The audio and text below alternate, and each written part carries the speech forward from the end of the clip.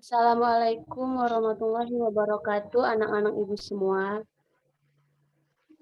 Waalaikumsalam Waalaikumsalam warahmatullahi wabarakatuh, Ibu. Eh, pu- untuk hari ini kita akan membahas tentang materi sel. Baiklah, sebelumnya Ibu akan menjelaskan yang pertama yaitu mengenai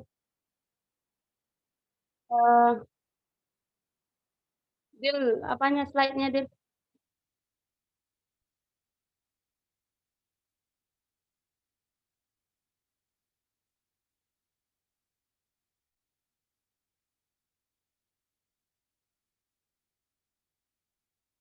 Yang pertama yaitu mengenai komponen kimiawi penyusun sel. Jadi seluruh bagian sel itu merupakan senyawa kimia. Jadi seluruh kegiatan kehidupan sel merupakan akibat dari reaksi-reaksi kimia yang berlangsung di dalam sel sendiri. Adapun senyawa kimia penyusun sel disebut protoplasma, yang merupakan substansi yang kompleks. Protoplasma terdiri dari unsur-unsur kimia. Meskipun sebagian besar protoplasma terdiri dari air, tetapi bahan yang memberi ciri pada strukturnya ialah protein. Terdapat dua jenis penyusun sel. Selanjutnya, ya. Pertama yaitu karbohidrat. Ketika kalian mendengar kata karbohidrat, yang terbayang pertama kali pasti makanan seperti mie, nasi, atau kentang, ya kan? Nah, jadi karbohidrat dalam sel ini bentuknya nggak seperti itu. Karbohidrat sendiri itu terdiri dari unsur C, H, dan O dengan rumus empiris CnH2ON. Dalam sebuah sel, karbohidrat berfungsi sebagai pembentuk struktur sel, komponen penyusun DNA, serta untuk menghasilkan energi. Oh ya, berdasarkan gugus gulanya, karbohidrat itu dibagi lagi menjadi dua jenis, yaitu monosakarida, satu gugus gula, dan disakarida, dua gugus gula, dan polisakarida, lebih dari dua gugus gula. Yang selanjutnya, Ibu akan menjelaskan mengenai protein. Jadi protein komponen organik sel yang kedua adalah protein. Kalau dengar kata protein, pasti kalian ingat telur, ya kan? Tapi dalam konteks ini kita nggak membahas telur. Protein disusun oleh asam amino dan berperan sebagai salah satu penyusun membran sel, membantu transport substansi tertentu dan mempercepat reaksi kimia dalam sel. Reaksi kimia tersebut terjadi dalam bentuk protein fungsional, yaitu enzim. Yang selanjutnya yaitu lemak. Lemak juga sangat berperan dalam sebuah sel. Adapun lemak tersusun oleh asam lemak dan gliserol. Lemak berfungsi sebagai komponen utama penyusun membran plasma. Dan yang selanjutnya nukleat. Sebuah sel asam nukleat tersusun dari nukleotida. Ternyata asam nukleotida itu terdiri dari DNA dan RNA. Asam nukleat itu sendiri berperan dalam mengatur pewarnaan sifat dan sintesis protein. Selanjutnya yaitu komponen anorganik. Adapun komponen anorganiknya yaitu terdiri dari air. Air yaitu komponen anorganik pertama. Air ini merupakan komponen kimiawi yang komposisinya paling banyak.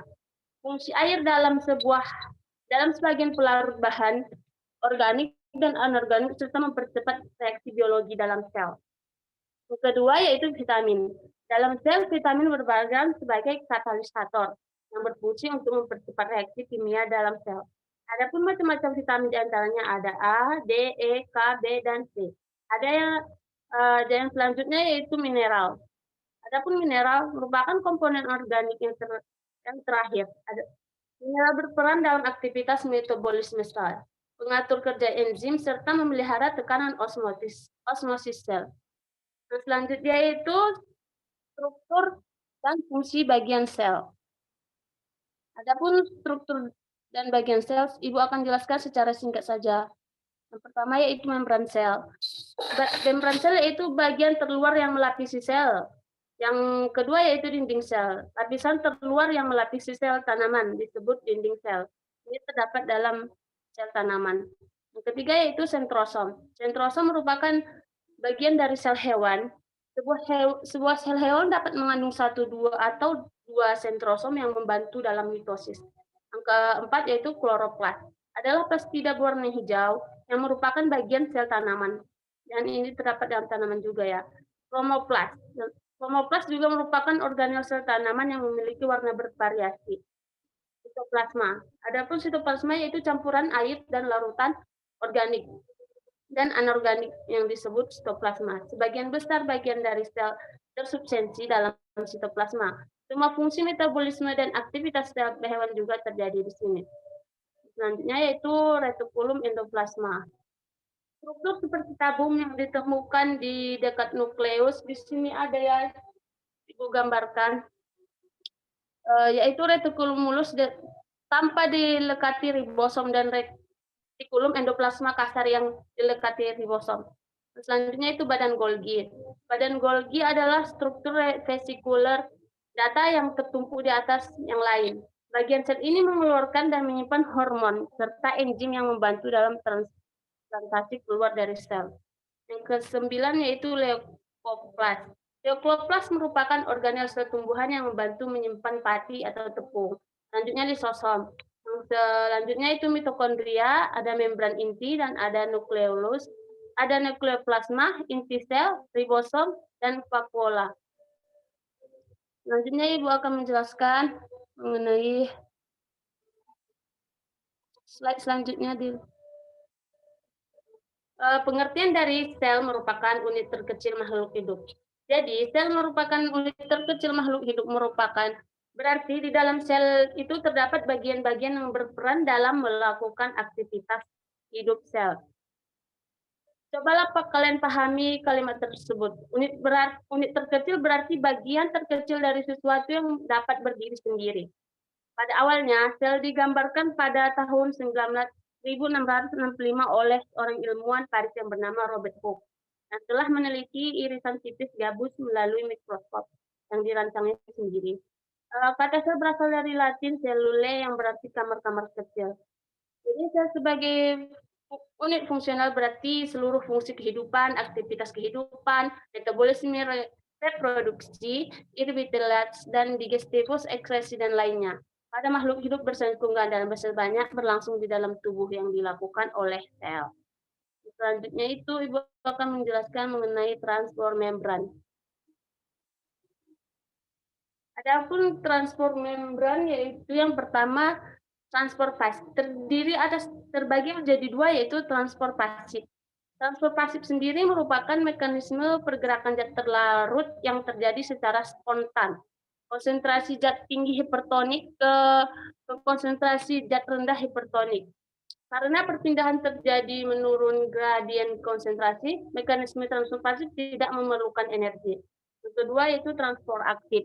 Jadi transport aktif merupakan metabolisme transfer melawan gradien konsentrasi dari zat terlarut dengan konsentrasi rendah atau hipertonik.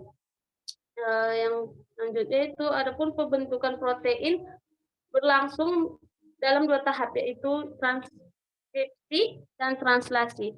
Adapun transkripsi merupakan tahapan di mana DNA membentuk RNA duta di dalam inti sel. RNA duta yang selesai dibentuk akan keluar dari inti sel dan berjalan menuju ribosom. Yang kedua yaitu translasi merupakan tahapan di mana RNA duta diterjemahkan menjadi asam amino oleh RNA transfer ribosom.